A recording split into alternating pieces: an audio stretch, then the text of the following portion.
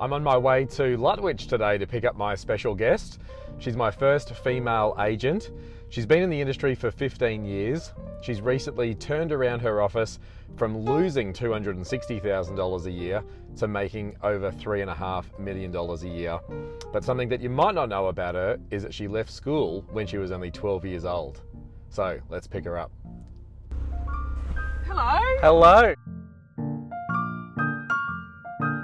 Karuna Dimelow, welcome. Thank you for having me on. You're our first female agent. I'm very excited about this. Excellent, me too. So, what coffee are we having today? This is like a cute little... A baby one. A baby coffee. A piccolo. A piccolo? Yeah. So, we've had a few piccolos. This seems to be that Scotty Darwin started the piccolo trend. Maybe. And then Drew Davies got in with an almond piccolo, and I'm not really sort of too sure about that.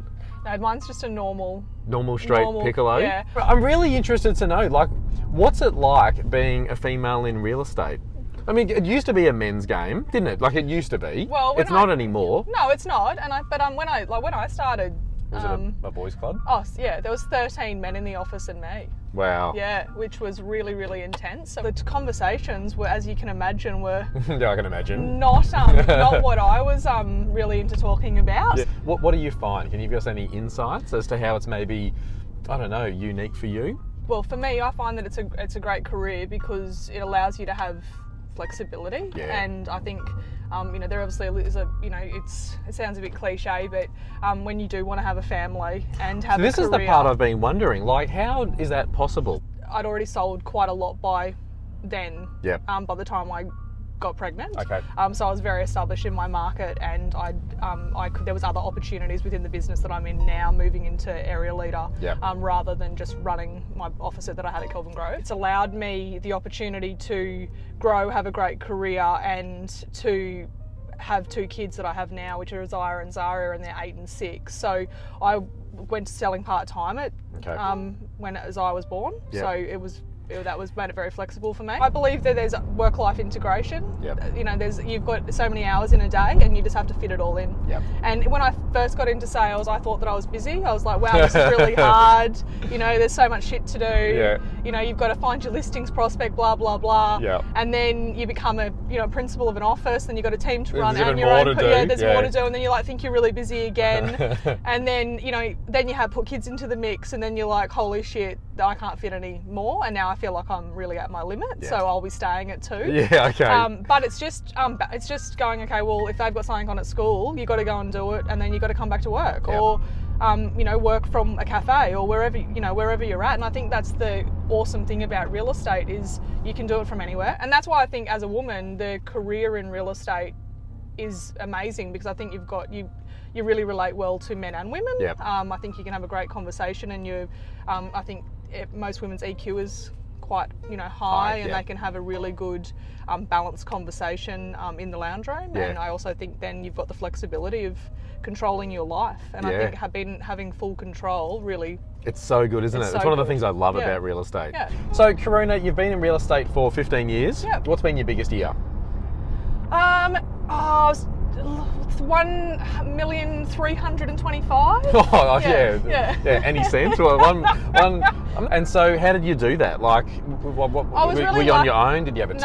So I had one assistant at the time, and I had obviously a really good supportive administration team as well that looked after the office. That was the office support team? The office support team. So really, writing 1.325 was you and one associate? Correct. So I looked after all the vendor management, Yep. Went to all the listing presentations, so I'd make sure that I had at least 2 or 3 listing presentations in my diary a day. Wow, a day? A day, yeah.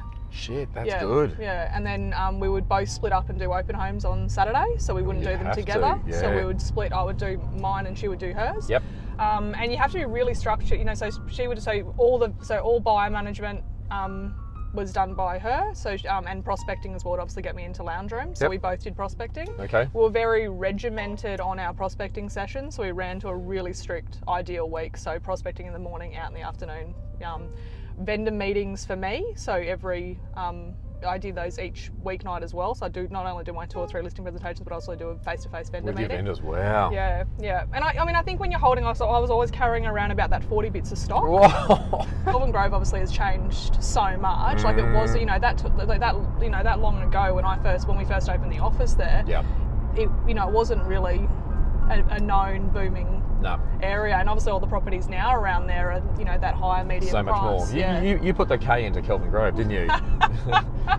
For me, I was just trained 2120, which is 20 contacts a day will generate you 1 appointment a day. 1 appointment a day will generate you 20 a month, and if you're doing 20 appointments a month, you're bound to get 2 or 3 listings out of that. So tell us about Coronis' your stance on prospecting, how you train on it, what you look for, any tips? Well, the first thing is obviously, as you said, that they're a people person.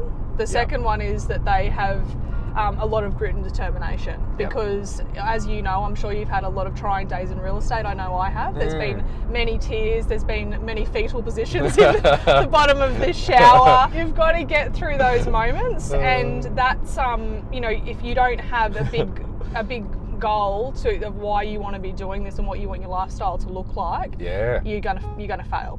So in that first 3 months when we get agents on, and I did this myself, and I think that's what helped me get to writing big numbers, and not even big numbers to say in GCI, but lots of sales. Back when I did it, it was 20 listings in your first 3 months, finding for agents in the office, so you're really getting your prospecting down pat, and then creating a pipeline for yourself. So you're creating a future for yourself, because as you know, a lot of agents scrounge around in the dirt month on month looking for listings because they haven't got anything in the pipeline. And you can only do that through hard work, blood, sweat and tears, and making the phone calls.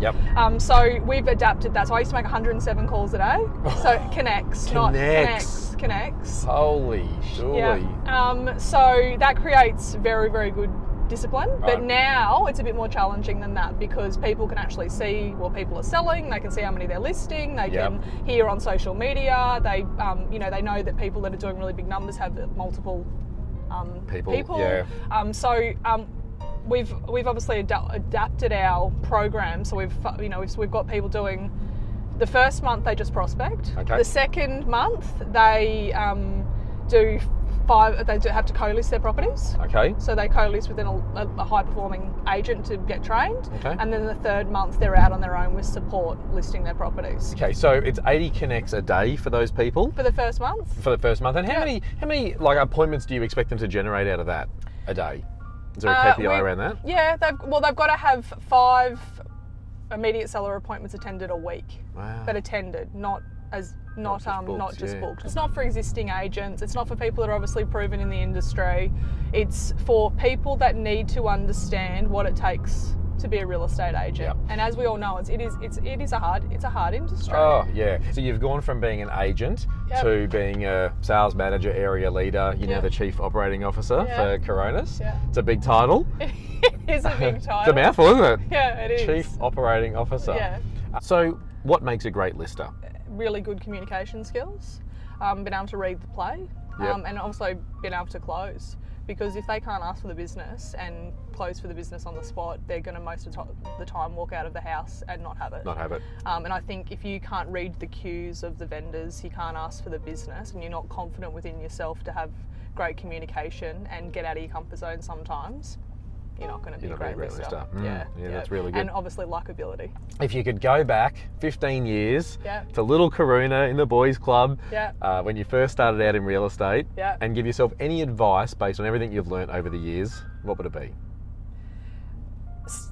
Stay in contact with all the people that you make contact with in the beginning and be diligent around that, because I think you then build a business that is ongoing and you don't have to constantly be looking for new business. It's not a chase business. And I think really pick the area you want to work in first up and stay there. Because I know that I started my career in Stafford. I was there for 3 years, and when I came over to Kelvin Grove, it was, and I know that it's not that far in distance, but it was completely starting over again. I had to go right back to those rookie stages. Door knocking, hitting the streets, making all those connects. And that's where a lot of so tears stay in one came. area. And there's so many good tools now to be able to do it, not even through just phone calls, but actually, with all the digital platforms there is now, those tools obviously obviously weren't around, you know, the 3x5 cards were, but it's there's so many tools, utilise them and make sure that people know who you are. Yeah, that's awesome. Yeah. Thanks, Karuna. Well, thank you.